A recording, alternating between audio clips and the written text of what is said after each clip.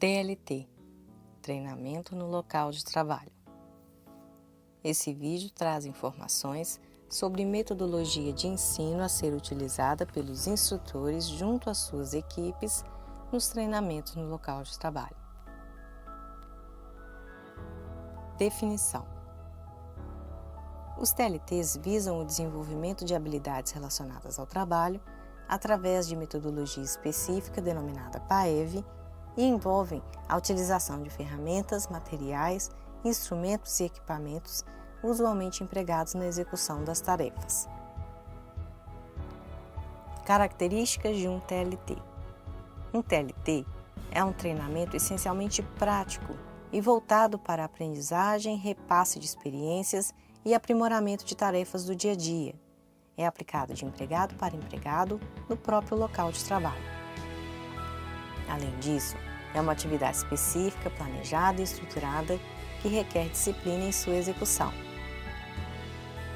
Tipos de TLT. TLT de formação. É a etapa prática de formação do técnico de operação para assumir atividades em uma nova área. A aprovação e a finalização dessa etapa é pré-requisito para a conclusão do processo de formação do mesmo. Nela, os técnicos são capacitados a entenderem toda a dinâmica operacional e particularidades relativas às gerências e às instalações nas quais irão atuar. TLT de atualização e abrangência. Treinamentos específicos e pontuais. Abordam assuntos práticos que se mostrem necessários e relevantes para o exercício das atividades operacionais. São geralmente indicados a partir de demandas como ações de RTAs, implementação de novas tecnologias, alterações em equipamentos e instalações, mudanças em padrões ou outros assuntos e temas definidos pela gerência. TLT de NCEO.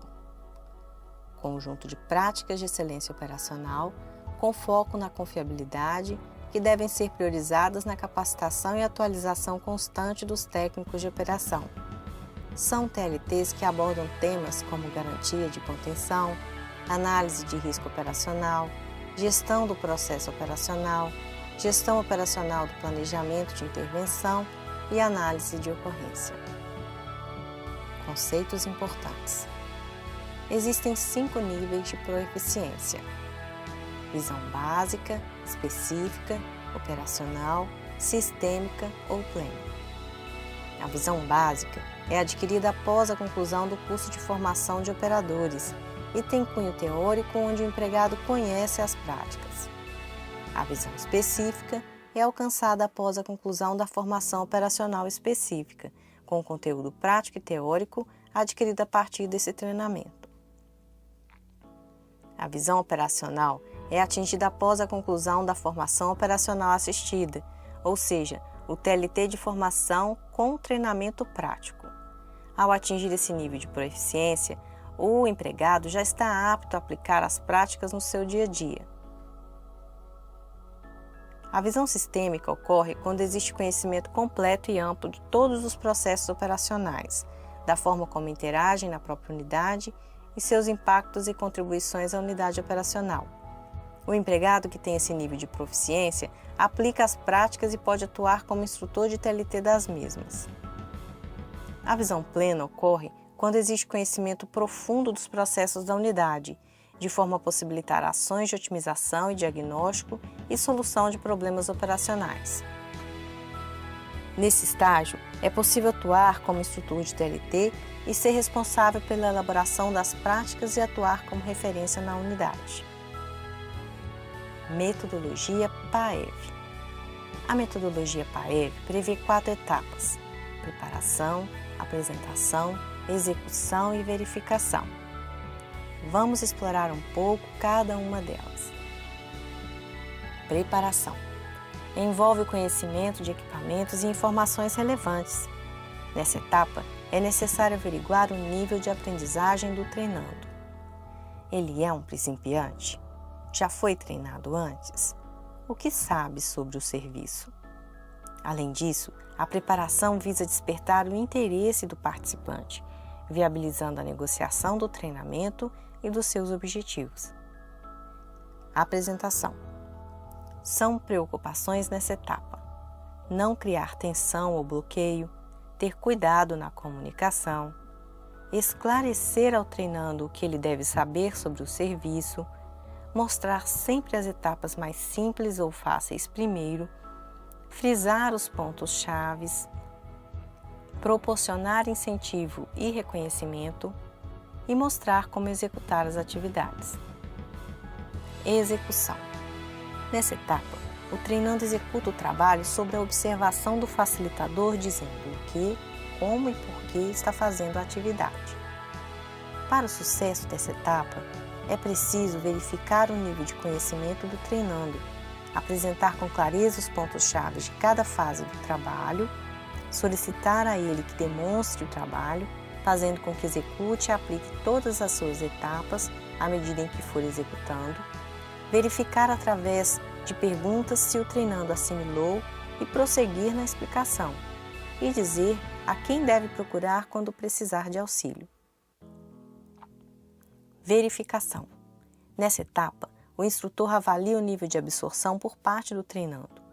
O treinando trabalha por conta própria? Consegue executar as atividades conforme demonstrado pelo instrutor? Compreende o processo e as atividades a serem seguidas? Importante: o instrutor deverá realizar inspeções frequentes e dar feedback. Orientações didáticas. Objetivando resguardar uma das características do TLT, que é a individualidade, o número máximo de pessoas a serem treinadas concomitantemente é de 4 empregados. A carga horária vai depender das necessidades identificadas, da complexidade das tarefas e da disponibilidade do treinando e do instrutor. Também é importante considerar que a aprendizagem de adulto se reveste de algumas particularidades que a distanciam bastante das metodologias usadas em crianças ou adolescentes. Os adultos têm grande bagagem de experiências, porém com variações de qualidade. Por isso, é fundamental enfatizar a troca de experiências e a aprendizagem voltada para a prática. Deve-se considerar também que os adultos estão prontos para o aprendizado quando sentem a necessidade de aprender algo que possa melhorar suas atividades e o desempenho. Dicas importantes para uma boa instrução: sistematizar o ensino, mostrar mais do que falar, reservar tempo para a orientação, escolher bem o local da instrução, conhecer a realidade do treinando, acreditar na eficácia do treinamento, ter competência técnica adequada ao escopo do treinamento, cultivar relacionamento interpessoal, transformar problemas em oportunidades, ter compromisso com resultados, ter boa comunicação, demonstrar entusiasmo, não julgar o treinando pelos seus próprios padrões, idealizando o seu comportamento. A importância da comunicação. Comunicar é uma ação de partilhar, tornar comum, fazer entender e entender as ideias. Uma comunicação efetiva dissemina informações e conhecimentos, forma opinião e contribui para o exercício da atividade. Ruídos e bloqueios na comunicação podem estar relacionados à atitude, ao código verbal ou ao código não verbal. Ruídos relacionados à atitude são promovidos por razões como autoritarismo, desinteresse, extroversão excessiva, falsidade ou ironia, insegurança, negativismo ou mecanismo de defesa. Ruídos relacionados ao código verbal são promovidos por razões como erros gramaticais, linguagem muito sofisticada, repetição de palavras, excesso de gírias ou vícios de linguagem. Ruídos relacionados ao código não verbal são promovidos por razões como fisionomia tensa, inexpressiva, por gestos inadequados ou repetitivos, ou ainda pelo olhar evasivo ou exclusivo. Feedback. Feedback é a comunicação a uma pessoa ou a um grupo sobre uma situação ou seu trabalho. Ele deve ser descritivo e não avaliativo, específico e não genérico. Deve apontar os pontos positivos e não somente os negativos. ser oportuno e usado para melhorar a qualidade do trabalho, e não para demonstrar superioridade. Dificuldades para receber feedback podem se relacionar ao desconforto em aceitar e admitir para os outros as deficiências pessoais ou ainda o receio de que a opinião da outra pessoa possa afetar o status ou a imagem do receptor. Para superar as dificuldades para dar e receber feedback, é importante estabelecer uma relação de confiança recíproca, reconhecer que o feedback é um processo de exame conjunto e aprender a dar feedback sem conotações emocionais. Autoavaliação. É importante que o instrutor realize autoavaliação da sua atuação. São perguntas importantes para essa reflexão. Todas as etapas foram apresentadas de forma clara, ordenada? Houve aprendizagem por parte dos treinandos? A comunicação se deu de forma clara? Os treinandos estão aptos para executar o trabalho com eficiência e segurança? Para mais informações sobre o tema, consulte o padrão Padronização da Metodologia do Treinamento no Local de Trabalho para as áreas de produção e transferência e estocagem nas unidades operacionais da industrial e do gás natural. Obrigada!